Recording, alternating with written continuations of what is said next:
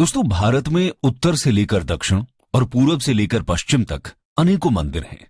ये मंदिर अलग अलग देवी देवताओं को समर्पित हैं और अलग अलग कालखंड में इनकी स्थापना हुई और इन सभी मंदिरों की अपनी एक अलग कहानी भी है। इन मंदिरों से लोगों की न सिर्फ आस्था जुड़ी हुई है, बल्कि अनेकों परिवारों का पालन पोषण भी इनके द्वारा होता आ रहा है। ऐसा ही एक मंदिर स्थित है भारत के पश्चिमी छोर पर, जिसका एक लंबा इतिहास और दिलचस्प सफर रहा है। जी हां, हम बात कर रहे हैं गुजरात के वेरावल में लोकेटेड फेमस और हिस्टोरिकल हिंदू टेम्पल यानी सोमनाथ मंदिर या देव पाटन की, जिसका इंपॉर्टेंस रिलीजन, कल्चर और मिथोलॉजी के साथ साथ हिस्ट्री में भी काफी सिग्निफिकेंट रहा है। यह टेम्पल हिंदूज के मोस्ट सेक्रेड पिलग्रिमेज साइट्स में से एक है और इसे लॉर्ड शिवा के 12 ज्योतिर्लिंग श्राइन्स में से सबसे पहला ज्योतिर्लिंग माना जाता है। अक्सर जब हम मॉन्यूमेंट्स की बात करते हैं तो उसको कब और किसने बनवाया इसका जिक्र जरूर होता है, पर गुजरात का यह सोमनाथ टेम्पल अपने कंस्ट्रक्शन के मामले में एकदम यूनिक है, क्योंकि हिंदू मिथोलॉजी के अकॉर्डिंग सबसे पहले सोमनाथ टेम्पल का स्ट्रक्चर किसी मानव ने नहीं बल्कि खुद लॉर्ड सोम या मून गॉड ने कंस्ट्रक्ट किया था। हालांकि अगर हिस्टोरिकल पॉइंट ऑफ व्यू से भी देखें तो 1951 के अपने फाइनल कंस्ट्रक्शन से पहले इसे कई बार डिस्ट्रॉय किया गया और कई अलग अलग रूलर्स ने इसे रिकंस्ट्रक्ट कराया। लेकिन अभी भी ये अनक्लियर है कि सोमनाथ टेम्पल के फर्स्ट स्ट्रक्चर को एग्जैक्टली कब बनाया गया, जो फर्स्ट मिलेनियम के अर्ली सेंचुरी से 9th सेंचुरी सीई के बीच माना जाता है। अगर बात करें स्ट्रक्चर की तो यह टेम्पल 3 मेजर पार्ट्स में डिवाइडेड है, यानी गर्भगृह, सभा मंडप और नृत्य मंडप। साथ ही इसकी पीक की ऊंचाई 150 फीट है और पीक पर लगे अर्न का वेट 10 टन है। इसके अलावा टेम्पल का मेन फ्लैग 27 फीट की ऊंचाई का है। तो दोस्तों, आइए बिना किसी देरी के समझते हैं इस ग्रेट आर्किटेक्चरल मार्वल के दिलचस्प इतिहास को। History of Somnath. दोस्तों, सोमनाथ की साइट एंशिएंट टाइम से ही एक पिलग्रिमेज साइट रही है, जिसकी वजह थी इसका एक त्रिवेणी संगम होना, यानी कपिला, हिरन और सरस्वती रिवर का कॉन्फ्लुएंस। और मिथोलॉजी के हिसाब से कहा जाता है कि जब एक कर्स के चलते मून गॉड सोम अपनी लस्टर यानी चमक खो देते हैं, तब इसी साइट पर सरस्वती रिवर में नहाने से उन्हें अपना लस्टर वापस मिल जाता है, यानी जिसे हम वैक्सिंग और वेनिंग ऑफ मून के नाम से जानते हैं। इंटरेस्टिंग बात यह है दोस्तों कि इसी ट्रेडिशन के चलते इस टाउन का नाम प्रभास यानी लस्टर पड़ा। इस टाउन के ऑल्टरनेटिव नेम्स जैसे सोमेश्वर या सोमनाथ भी इसी ट्रेडिशनल टेल से अराइज हुए हैं। हालांकि सोमेश्वर नाम का हिस्ट्री में मेंशन 9th सेंचुरी के स्टार्टिंग से देखने को मिला। इसका मेंशन 805 से 833 एडी तक रूल करने वाले गुर्जर प्रतिहार किंग नागभट्टा II के रिकॉर्ड्स में मिलता है, जिसमें कहा गया है कि उन्होंने सौराष्ट्र में कई पिलग्रिमेज साइट्स विजिट की, इंक्लूडिंग सोमेश्वर। हालांकि इस रिकॉर्ड पर हिस्टोरियन रोमिला थापर कहती हैं कि ये रिकॉर्ड्स टेम्पल एग्जिस्टेंस को इंप्लाई नहीं करते हैं और उस समय तक ये बस एक पिलग्रिमेज साइट मात्र ही था।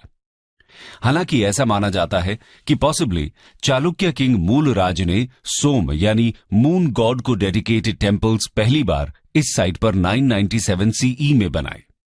लेकिन कुछ हिस्टोरियंस ये भी मानते हैं कि शायद मूलराज ने बस पहले से बने एक स्मॉलर टेम्पल को रेनोवेट कराया होगा। 1950 के बाद हुए सोमनाथ साइट के एक्सकेवेशंस ने सोमनाथ टेम्पल के अर्लीएस्ट नोन वर्जन्स के कुछ फैक्ट्स को रिवील किया। एक्सकेवेशंस में एक 10th सेंचुरी टेम्पल के फाउंडेशन स्टोन्स मिले और साथ ही एक टेम्पल के वेल डेकोरेटेड वर्जन के नोटेबल ब्रोकिंग पार्ट्स और डिटेल्स मिले, जिसे गुजराती हिस्टोरियन मधुसूदन ढाकी महमूद गजनी द्वारा डिस्ट्रॉय किया हुआ टेम्पल मानते हैं। साथ ही एक्सकेवेशन करने वाले आर्कियोलॉजिस्ट बीके थापर कहते हैं कि 9th सेंचुरी में सोमनाथ पाटन पर एक टेम्पल स्ट्रक्चर डेफिनेटली था, हालांकि उससे पहले ऐसा कुछ नहीं था। The invasion of Mahmud of Ghazni. Somnath को लेकर सबसे इनफेमस इवेंट 1026 में हुआ, जब भीमा I के रूल में Turkish Muslim ruler Mahmud of Ghazni ने सोमनाथ टेम्पल को रेड और प्लंडर किया। साथ ही टेम्पल की ज्योतिर्लिंग को भी तोड़ दिया गया और इस लूट में गजनी अपने साथ 20 मिलियन दीनार्स की वेल्थ ले गया। हालांकि 1038 एडी के गोवा के एक कदम्ब किंग के इंस्क्रिप्शन पर रिलाय करते हुए रोमिला थापर मानती हैं कि 1026 के गजनी के रेड के बाद टेम्पल की कंडीशन अनक्लियर है, क्योंकि ये इंस्क्रिप्शन टेम्पल की कंडीशन या गजनी के रेड्स पर पजलिंगली साइलेंट था। इस इंस्क्रिप्शन से पता चलता है कि टेम्पल को सिर्फ 12 इयर्स में क्विकली रिपेयर किया गया था और 1038 आते आते फिर से ये एक एक्टिव पिलग्रिमेज साइट बन गया था। रोमिला थापर इसका ये मतलब निकालती हैं कि गजनी रेड में टेम्पल का कंप्लीट डिस्ट्रक्शन न होकर शायद सिर्फ डेसिक्रेशन हुआ हो। खैर, महमूद ऑफ गजनी की 1026 एडी की इस रेड को 11th सेंचुरी के पर्शियन स्कॉलर अल-बरूनी ने भी कंफर्म किया था। अल-बरूनी महमूद ऑफ गजनी के कोर्टियर थे और उन्होंने 1017 से 1030 एडी के बीच कई ओकेजन्स पर महमूद के ट्रूप्स को अकंपनी किया। इसके अलावा अल-बरूनी रेगुलर इंटरवल्स में north west Indian subcontinent region में भी रहे थे। अल-बरूनी के साथ साथ 1026 सीई की इस रेड को और भी कई इस्लामिक हिस्टोरियंस जैसे गर्दीजी, इब्न जाफिर और इब्न अल-अथीर ने भी कंफर्म किया है। अल-बरूनी ने यह लिखा है कि महमूद ने सोमनाथ टेम्पल को डिस्ट्रॉय किया और उसके रेड्स का मोटिव सिर्फ टेम्पल को प्लंडर करना ही नहीं बल्कि एक ट्रू मुस्लिम के राइचियस आइकोनोक्लाज्म को सेटिस्फाई करना भी था। और महमूद जब वापस गजनी लौटा तो वो हिंदू टेम्पल्स के कॉस्टली स्पॉइल से लेडन था। हालांकि अल-बरूनी इन रेड्स को ओब्लिकली क्रिटिसाइज करते हैं, जिसकी वजह थी इंडियन प्रॉस्पेरिटी का रूइन किया जाना। रेड्स की वजह से सभी फॉरेनर्स को लेकर हिंदूज में एंटेगनिज्म का डेवलप होना और साथ ही महमूद के कॉन्कर्ड रीजन से हिंदू साइंसेस के स्कॉलर्स का लार्ज स्केल पर डिपार्चर करना। बरूनी के अलावा साउथ एशियन हिस्ट्री और Islamic studies scholar Jamal Malik के अकॉर्डिंग 1026 में गुजरात के well known pilgrimage Somnath temple के डिस्ट्रक्शन ने महमूद की आइकन ऑफ इस्लाम के रोल को क्रिएट करने में मेजर रोल प्ले किया। साथ ही इस टेम्पल का डिस्ट्रक्शन इस्लामिक आइकोनोक्लाज्म के पर्शियन स्टोरीज में एक क्रूशल टॉपिक बन गया। 11th सेंचुरी और उसके बाद के कई इस्लामिक हिस्टोरियंस ने अपने पब्लिकेशंस में सोमनाथ के डिस्ट्रक्शन को एक राइचियस एग्जाम्पलरी डीड के फॉर्म में इंक्लूड किया।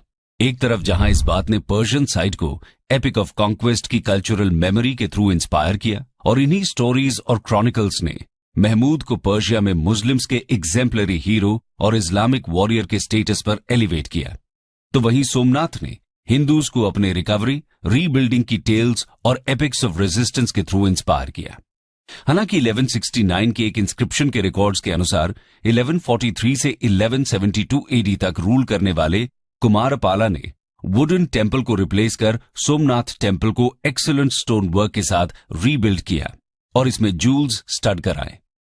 लेकिन 1299 में अलाउद्दीन खिलजी की आर्मी को लीड करते हुए उलुग खान ने गुजरात का इन्वेजन किया और वाघेला किंग कर्ण को हराने के साथ ही सोमनाथ टेम्पल को फिर से प्लंडर किया गया, जिसके बाद 15th सेंचुरी के कान्हाड़े प्रबंध और 17th सेंचुरी की नैणसीरी ख्यात में लिखा मिलता है कि जालौर के चहामणा राजा रावल कान्हड़दे ने जालौर के नजदीक दिल्ली आर्मी पर अटैक करके सोमनाथ आइडल को रिकवर किया और हिंदू प्रिजनर्स को रिलीज कराया। लेकिन कई और सोर्सेज का मानना है कि आइडल को दिल्ली ले जाया गया था और वहां पर उसे मुस्लिम्स के पैरों से क्रश कराया गया। ऐसा क्लेम करने वाले सोर्सेज में अमीर खुसरो का खज़ैनुल फुतुह, जियाउद्दीन बर्नी का तारीख फिरोजी शाही और जीना प्रभा सूरी का विविध तीर्थ कल्प जैसे कंटेम्प्ररी और नियर कंटेम्प्ररी सोर्सेज शामिल हैं। इसीलिए पॉसिबिलिटी यह भी हो सकती है कि सोमनाथ आइडल के कान्हड़दे द्वारा रेस्क्यू की स्टोरी पोस्ट कंटेम्प्ररी राइटर्स की एक फैब्रिकेशन हो। हालांकि ये पॉसिबिलिटी भी बताई जाती है कि खिलजी की आर्मी अपने साथ मल्टीपल आइडल्स को दिल्ली ले जा रही थी और शायद कान्हड़दे की आर्मी ने उसमें से एक को रिट्रीव कर लिया हो। खैर, इसके बाद 1308 में सौराष्ट्र के चूड़ासमा किंग महिपाल I ने टेम्पल को रीबिल्ड कराया और 1331 से 1351 के बीच उनके बेटे खेंगरा ने यहां लिंगम को स्थापित कराया। हालांकि एक बार फिर 1395 में मंदिर को दिल्ली सल्तनत के अंडर गुजरात के लास्ट गवर्नर जफर खाना ने डिस्ट्रॉय किया और आने वाले कुछ ही सालों में फिर से 1451 में गुजरात के सुल्तान महमूद बेगड़ा ने टेम्पल को डेसिक्रेट किया। मुस्लिम रूलर्स के कंटिन्यूअस रैवेजेस झेलने वाला ये टेम्पल मुगल पीरियड में भी सेफ नहीं रहा और 1665 में मुगल एम्परर औरंगजेब ने बाकी टेम्पल्स के साथ ही सोमनाथ टेम्पल को भी डिस्ट्रॉय करने के ऑर्डर्स दिए। औरंगजेब ने साथ ही ये वार्निंग भी दी थी कि अगर हिंदूज ने टेम्पल में वर्शिप को दोबारा रिवाइव किया तो टेम्पल को कंप्लीटली डिमोलिश कर दिया जाएगा। हालांकि नॉर्दर्न इंडिया में मराठा एक्सपेंशन के चलते कई डिटीरियोरेटेड टेम्पल्स को रिवाइव किया गया और 1783 में इंदौर की महारानी अहिल्याबाई होलकर ने सोमनाथ टेम्पल को रीबिल्ड कराया। आज इस टेम्पल को ओल्ड सोमनाथ या अहिल्याबाई मंदिर के नाम से जाना जाता है, जो मेन सोमनाथ मंदिर से 200 मीटर की दूरी पर स्थित है। दोस्तों, इस तरह मिडीवल पीरियड में सोमनाथ मंदिर ने अनेकों आक्रमणों का सामना किया। अब आगे देखते हैं ब्रिटिश राज के समय इसके इतिहास को। वैसे तो उस दौरान बहुत खास डेवलपमेंट नहीं हुए, लेकिन ब्रिटिश राज के time proclamation of the gates एक फेमस इवेंट रहा। आइए जानते हैं इसके बारे में। British Raj and Somnath. दोस्तों, 1842 में ब्रिटिश इंडिया के गवर्नर जनरल लॉर्ड एलनब्रो ने proclamation of the gates issue किया, जिसके तहत उन्होंने अफगानिस्तान में काबुल की बैटल फाइट कर रही ब्रिटिश आर्मी को ये ऑर्डर्स दिए कि वो गजनी होते हुए इंडिया आए और महमूद ऑफ गजनी के टूम से सैंडलवुड गेट्स को वापस इंडिया लेकर आए। ऐसा माना जाता था कि ये गेट्स महमूद सोमनाथ टेम्पल के प्लंडर के टाइम यहां से ले गया था और एलनब्रो के इंस्ट्रक्शंस के चलते जनरल विलियम नॉट ने सितंबर 1842 में गेट्स को रिमूव कर लिया और 6th जाट लाइट इन्फेंट्री की एक पूरी रेजिमेंट को वो गेट्स इंडिया लाने के काम में लगाया गया। हालांकि इंडिया आने पर वो गेट्स ना तो गुजरात डिजाइन के पाए गए और ना ही इंडियन डिजाइन के। साथ ही वो गेट्स सैंडलवुड के न होकर गजनी नेटिव देवदार ट्रीज के थे, जिसके चलते इन्हें सोमनाथ से ऑथेंटिक नहीं माना गया। हालांकि ये गेट्स आज भी आगरा फोर्ट के आर्सेनल स्टोर रूम में प्लेस्ड हैं। आइए अब आगे बढ़ते हैं और पोस्ट इंडिपेंडेंस पीरियड में हुए सोमनाथ टेम्पल के रिकंस्ट्रक्शन की बात करते हैं। Reconstruction during 1950 to 1951। दोस्तों, इंडिपेंडेंस के पहले वेरावल जूनागढ़ स्टेट का पार्ट था, जिसके रूलर ने 1947 में पाकिस्तान ज्वाइन करने का फैसला कर लिया था। इंडिया ने इस एक्सेशन को कंटेस्ट किया और एक रेफरेंडम ऑर्गेनाइज करने के बाद जूनागढ़ को एनेक्स कर लिया गया, जिसके बाद 12 नवंबर 1947 को इंडिया के डेप्यूटी प्राइम मिनिस्टर वल्लभ भाई पटेल स्टेट स्टेबलाइजेशन के लिए आर्मी को डायरेक्ट करने जूनागढ़ जाते हैं। उसी विजिट में उन्होंने एक बार फिर से सोमनाथ टेम्पल के रिकंस्ट्रक्शन के ऑर्डर्स दिए और इसके बाद जब पटेल, के.एम. मुंशी और कांग्रेस के बाकी लीडर्स सोमनाथ के कंस्ट्रक्शन के प्रपोजल को लेकर गांधी जी के पास पहुंचे तो गांधी जी ने इस मूव को सपोर्ट किया। साथ ही उनका कहना था कि रिकंस्ट्रक्शन में लगने वाला पैसा पब्लिक से कलेक्ट किया जाए और टेम्पल को स्टेट से फंडेड नहीं होना चाहिए।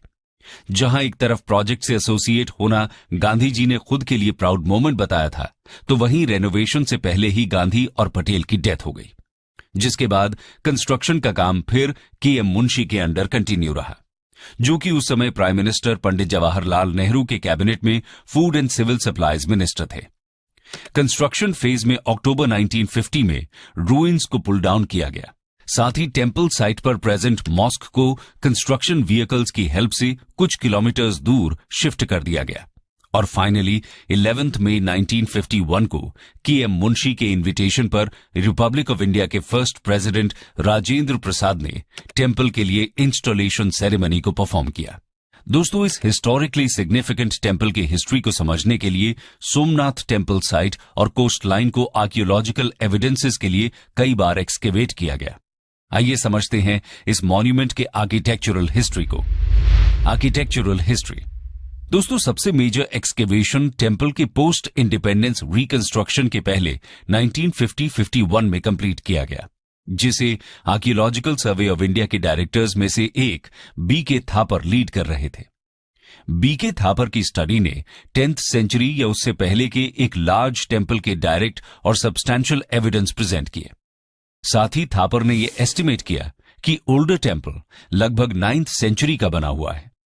तो वहीं दूसरी तरफ इंडियन टेम्पल आर्किटेक्चर के स्कॉलर ढाकी के अकॉर्डिंग ये कंस्ट्रक्शन 10th सेंचुरी में 960 से 973 सीई के बीच हुआ था।